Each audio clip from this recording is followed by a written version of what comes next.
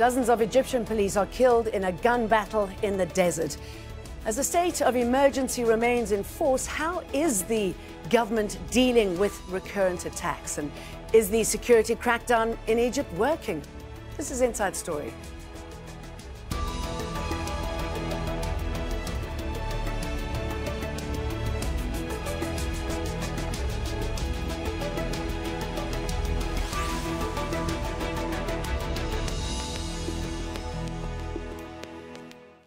Hello, welcome to the program. I'm Jane Dutton. The killing of dozens of policemen in Egypt is raising more questions about how secure the country really is. The police convoy was ambushed in the western desert. In the latest gun battle, at least 55 police were killed and others wounded. 15 attackers were reportedly killed. Police were following a tip-off about a possible hideout of an armed group. A state of emergency has been enforced in Egypt since earlier this year, when dozens of minority Christians were killed in a series of attacks on churches. Egypt's facing attacks from at least two armed groups concentrated in Sinai, an ISIL affiliate, and a group called Hasam. Now, many, particularly in the media, have accused Hasam of carrying out the latest attack. The Hasam movement's claimed several attacks over the past year, which have targeted judges and police, as well as the attempted murder of Egypt's former Grand Mufti. The Egyptian government says Hasam is a part of the banned Muslim Brotherhood, which denies the allegations. Hasam has gained power over the past 4 years since General Abdel Fattah al-Sisi ousted President Mohamed Morsi of the Muslim Brotherhood. Hasam appears to target police and the security services, in contrast to other armed groups such as ISIL, which frequently targets civilians, both Muslim and Christian.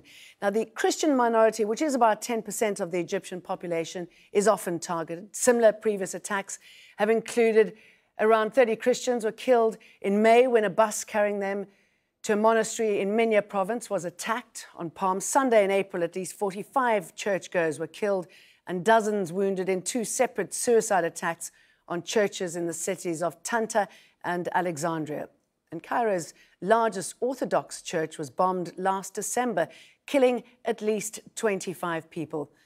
ISIL claimed responsibility for most of those attacks.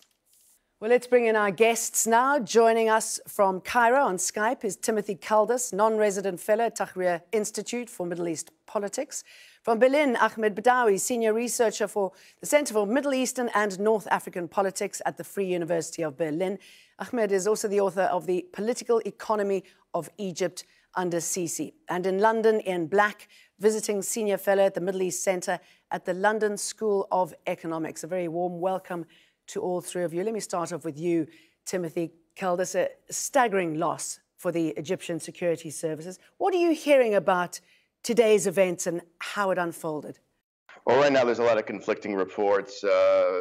Some people saying 14 killed, some saying 30, some saying over 50.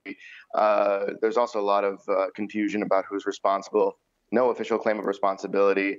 And the state's response so far is to say a number of security officers were killed, but not to specify that number. A parliamentarian who's close to the government, Mustafa Bakri, claims that as many as 100 militants ambushed the security forces. That would be a quite remarkable number if that turns out to be anywhere near true. That's a huge gathering of militants in one place. He's also saying that there's many casualties, but again, not specifying. So there's a lot of confusion at the moment. There hasn't been a lot of clarity on what's going on and where the victim count stands exactly. And Timothy, I'm wondering what sort of impact this has on a place like Cairo, like where you are, when people hear about such staggering losses, the fact that this insurgency continues to rumble on and that we're seeing it pop up in different places. Well, I mean, the response so far has been a lot of people mourning the victims, mourning the losses, expressing condolences to the families. There's been a lot of that. There's definitely been some questions about how this could happen. Was the intelligence not vetted properly? How did they get put in this situation? There have been reports, including from Bakri, that there was issues with communication in the area because cell phone signal was weak. someone else pointed out, well, you wouldn't expect the police to be using cell phones to communicate. You'd be expecting them to use radios. So there's two different types of responses. There's a natural human response to offer condolences for such a huge loss, and at the same time, there's a lot of questions about how this could happen and why it's not being, why there isn't more information being put forward. Also, the press is kind of in an awkward position in terms of reporting on it, because while international press has been putting out numbers, in Egypt it's illegal to discuss, to say anything about terrorism-related operations without that differs in any way from the government's official position and official statements. So for the Egyptian press to come out with any figures that contradict the government, they could be at risk of legal consequences. I'm sure. Ahmed Badawi, what did you think when you heard what happened and the way it happened and the losses? Well, the first initial reaction, of course, was surprise. The latest reports talk of about 50-plus casualties from the Egyptian security side. I wonder how many does it take to inflict that high number of casualties on a supposedly a highly trained security service like the Egyptian security service. Yes, because you would think that they would be prepared, that they possibly had some sort of intel on what they were about to face. This is the other point that I wanted to make, because there are also reports that the insurgents have received information about the operation and they were ready for it. But that again throws some very serious questions about how much is the Egyptian security service penetrated by the insurgents. There is definitely an issue with efficiency. This is not the first time that Egyptian security services, whether it's the Ministry of Interior or the military, have such a large loss. But this time is even more demoralizing, because that apparently there was direct combat between the security services and the insurgents. And again, it throws many question marks about the capacity of the Egyptian state to fight the insurgency. And don't forget, the big part of the legitimacy of the current regime is pinned on the capacity of the regime to fight terrorism. And until now, there are very few victories in this fight so far. That would be pretty staggering, wouldn't it, Ian Black, if the security services have been infiltrated to such an extent where they are harming their own? I mean, what do you make of the most recent attack and what it portrays of what's going on in the country at the moment? Well, I mean, I think the first thing to say is that the sheer scale of it is really quite shocking. I think that if you follow what's happening in Egypt, you are accustomed to hearing every so often of attacks which take place, it has to be said, mostly in Sinai. Of course, there have been incidents in the Nile Valley as well. But something on this scale, if the reports are correct, and I don't see why they shouldn't be, of I think 55 dead members of the security forces, south west of Cairo in the desert. That is a very, very serious incident, and will attract, unusual attention to what's going on. The scale of the insurgency, if it can involve numbers like this, is very, very striking. And you raise an important point, about the fact that these attacks seem to be springing up in wider areas, don't they? They seem to be finding new targets. Well, I mean, the conventional view of Egypt would say there is quite a serious insurgency going on in the Sinai Peninsula, and that is clearly linked to ISIS, to Daesh. I was just reading something. There were a couple of attacks in the last few days, by the way, before this, which would have attracted less attention because they're more common and on a smaller scale. There was one in El Arish on the coast of Sinai, and another in a place called Sheikh Zayed, I think. Attacks in Sinai are common. They tend to be relatively small scale. This is a different matter. It's in the heartland of Egypt proper. And the size of it is really breathtaking. The other issue, it seems to me, I'm interested to hear what the other two guests say. We don't really know definitively who these people are. There is this movement called Hassam, which is an Arabic acronym. Who is it? I've seen reports that it is linked to the group called Ansar Beit al-Maqdis, which was the ISIS affiliate, if you like, in Sinai, which is now using a different name. There are claims, of course, from the Egyptian government that it is linked to the Muslim Brotherhood, which, as you've said, denies that. But who they actually are and what is behind these attacks in the Nile Valley as distinct from Sinai, that is a very, very big question. And attack of this size, or an incident of this size, is clearly going to require some clearer answers than we've had already, I would have thought. Timothy, who comes to mind, first of all, and Ian was correct how the government's very keen to blame Hassan and always the Muslim Brotherhood whenever there is any particular strike. But does this bear any resemblance to any of the other groups that we've seen recently? I mean, who could do such a thing? Just to respond to one thing that Ian brought up, whoever's claiming that Hassan and Ansar Beit al-Maqdis are connected, that's a very spurious claim. I'm not saying that Ian himself said that, but whoever's reporting that seems to be very unlikely. Their targets are different, their tactics are different, their propaganda is different. They seem to be quite ideologically distinct. With respect to the Brotherhood, I mean, it's very possible that people who have left the Brotherhood would be attracted to a group like Hasm that is focusing on the security forces in response to the removal of Morsi. We've seen that in the past, Brotherhood members who are unsatisfied with tactics that don't involve violence against the state, losing faith in that and moving on to more militant groups. That's happened many times in the past. Whether or not there's a direct connection between the Brotherhood and Hasm, so far, there's really no clear evidence to support that. So for now, we don't really have any basis for confirming that suggestion. Of course, the Egyptians will want to associate all violence against the state with the Brotherhood if possible, and there's constantly security officials who will do interviews and say that sort of thing. I saw an officer doing that on Egyptian TV today, and also bringing Qatar into the question and saying that they're funding all these groups as well, particularly because when you get into the Western Desert, you've got groups that are also coming, that are in contact with people in Libya, and there's arms moving back and forth. So there's suggestion that those groups are connected.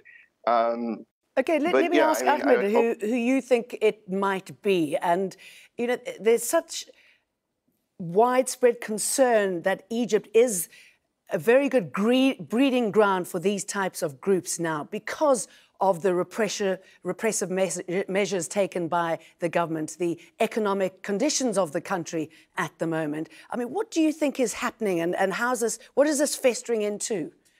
Well, I think there is a security dimension to this and there is a political dimension to this which we should not forget.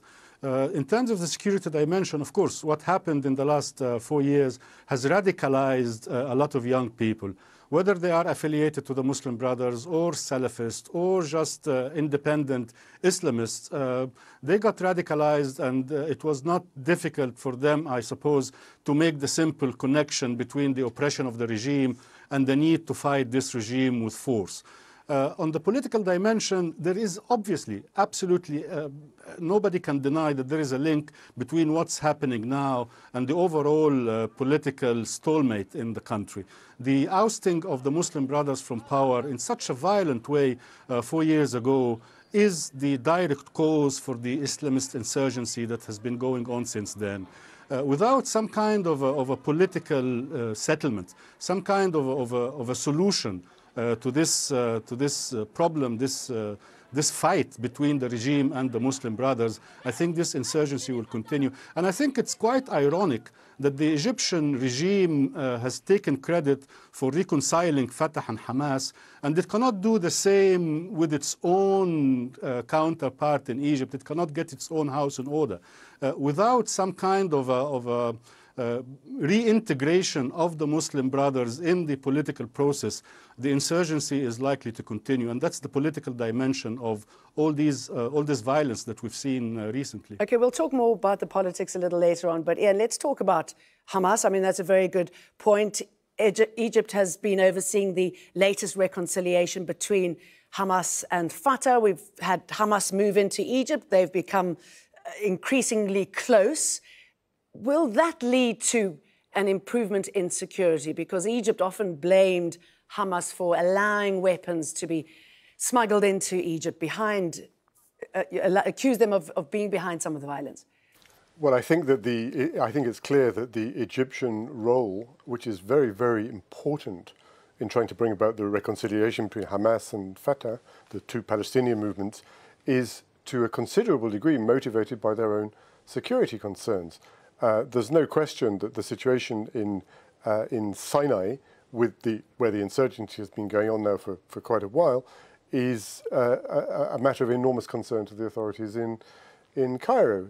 So there's Egyptian security, there's a question of Palestinian unity, and we have seen in the last couple of weeks these really extraordinary images of the head of Egyptian intelligence embracing the Hamas leaders in Gaza as they try to broker this. And there's also been plenty of comment to the effect that the recent attacks, particularly a couple earlier this week in Sinai, were in response to the Egyptian rapprochement with Hamas, which is seen as, I think correctly, as inimical to the interests of the Wilayat Sinai, the Sinai, the ISIS affiliate in Sinai. So I think that's very clear that the Egyptian motivation is about that. Remember, these are people who really didn't like each other at all. The Egyptians always associated Hamas with the Muslim Brotherhood, and there's no question about the hostility of the Sisi government to the Muslim Brotherhood. Do you think Hamas, Israel would be a little bit nervous with this latest development and the overtures towards Hamas, the fighting in Sinai? I mean, well, I think, where does it leave them? I mean, I think actually the Israelis in the short to medium term are probably quite happy with this. I mean, this is really a different issue. How the Israelis see intra-Palestinian reconciliation, but I think that they have a short-term interest in calming the situation in the Gaza Strip, but no expectation that they will be faced with a difficult choice about the inclusion of Hamas in some kind of peace initiative. They've been very aggressive on that point, insisting that it has to recognize Israel and give up violence, conditions which are highly unlikely to be met. In the shorter term, I think they probably would welcome anything that calms the situation in Sinai. It's on their borders, and there have been attacks, rocket attacks from within Sinai into Israeli territory. So there are short-term, if you like, military security calculations and different longer-term political ones. What's really interesting is the way the Egyptians are taking the lead in this. The link to this latest incident, this big one that we're discussing today, is that, well, we're used to talking about these things in Sinai. Here's a hugely damaging incident taking place somewhere quite different, and possibly far harder to deal with, given its location. And I also would agree with what I think Timothy said. The proximity, relative proximity to the Libyan borders is an important part of the security dimension of this story. There was not long ago, there was a report of the Egyptian security forces stopping a convoy of arms coming across that border. So I think we need perhaps to look west, to understand the logistics of this sort of incident. So, Timothy, if what we're seeing, this insurgency is becoming increasingly splintered, we're seeing it over different parts of the country, what's going to push this insurgency away? I mean, obviously, Egypt's going to have to deal with its own political problems before it can look at the wider picture here. With respect to more effective counterinsurgency strategies, of course, it would be there's a lot of people who would like to see Egypt move towards better practices in terms of how it's dealing with insurgency, in terms of its relationship with people in Sinai, and moving away from a very forceful and scorched earth type of approach to something that because they feel as though they've been treated like second-class citizens, that they've been really clamped down by the government. Yeah, absolutely, and they're right in feeling that way. Their access to necessary infrastructure, such as schools and medical facilities, has been very limited. Moreover, there are many Bedouin that couldn't even successfully get a national ID card for a while. So, I mean, there's a lot of problems in terms of their treatment and the way the state perceives them as kind of a fifth column in some ways, which obviously makes it easier to recruit or at least deter them from cooperating with state security. So moving away from that and building confidence is very important. I think that the mass incarceration that we see in Egypt makes prisons a breeding ground for extremism and makes it easy for more militant prisoners to radicalize others who just have grievances against the state. And there's been reports of that from one political prisoner who's been released, Mohamed Sultan. He witnessed that firsthand while he was being held in prison in Egypt. So certainly we got to look at the mass incarceration problem, the political trials, and the kind of broad sense of injustice, the political dynamic that. And Ahmed, what about Sisi turning a page now? And I'm just wondering if he's capable of doing that, being a military man. I mean, he's decimated the Muslim Brotherhood. There is no opposition. He's got control of the media, the judiciary. Why doesn't he include groups now like the Muslim Brotherhood? Why doesn't he try a different tactic? Because what's happening now is clearly not working. That's a very good question. I think he's not doing that because nothing is forcing him to do that. There is no incentive for him to do that. He believes, and I think this is a traditional way of thinking for the Egyptian state, that it is stronger, that it can win the fight, that it can win it militarily. It's very important to notice, and I think Timothy pointed to that, but let me just add to what he said. It is very important that even though all these terrorist, violent, insurgent attacks, whatever you want to call them, even though they all look similar, they are fueled by different underlying dynamics. So in Sinai, the grievances of the people there, as Timothy just explained, is fueling the insurgency there. The oppression of the civilian opposition, including many members of the Muslim Brothers, and how they get radicalized in prison, is another dynamic that is fueling the insurgency and the sense of anger in the country. The economic conditions and the political stalemate with the Muslim Brothers is another underlying dynamic that is fueling the insurgency and anger. So the Egyptian government will have to move and have to address all these different grievances on all these different levels. And let's not even forget there's even a an underlying social dynamic if we include the attacks against the Coptic Christians in the equation. So it's a big task facing the Egyptian regime, and I think if they are not somehow nudged in a friendly way by their friends from abroad to start tackling very seriously all these conditions, all these underlying conditions that are fueling anger in the street, whether this anger is seen in a violent way or seen in the way people talk and communicate with each other. Sorry, let me just bring Egyptians in here. That are turning now. I mean, Sisi clearly sees that there's a problem, a growing problem in the country, and he's got to do something about it. What do you think he is capable of doing? What do you think he's allowed to do? Well, I agree with Ahmed. I mean, I think that the issue here is that, counter-terrorism is something that governments do when faced with security problems. But in Egypt, it's clearly not enough. Whether Sisi knows that, I'm not quite sure. I think that governments which, Britain, the EU, the United States, which acknowledge the need to fight terrorism should be far clearer in the need to address the underlying causes. And now you can have a very long discussion about the relationship between underlying causes and actions, but there is no doubt that going back to the events of 4 years ago, the summer of 2013, whether you support the Muslim Brotherhood or not, the action that took place then, whether you call it a coup or a counter-revolution, doesn't really matter, clearly created conditions for radicalization of people whose results we're seeing now. So counter-terrorism strategy is one thing, but it's not enough. And friends of Egypt need to be, I think, more vocal in their insistence on that point and do what they can to persuade Sisi to see the broader picture, not the short-term let's leave it there. Tactical Sorry, one. We've run out of time. Successfully fighting terrorism. Thank you for those last words. Thanks as well to Timothy Kuldus and Ahmed Badawi. And thank you too for watching. You can see Inside Story again anytime by visiting our website, aljazeera.com.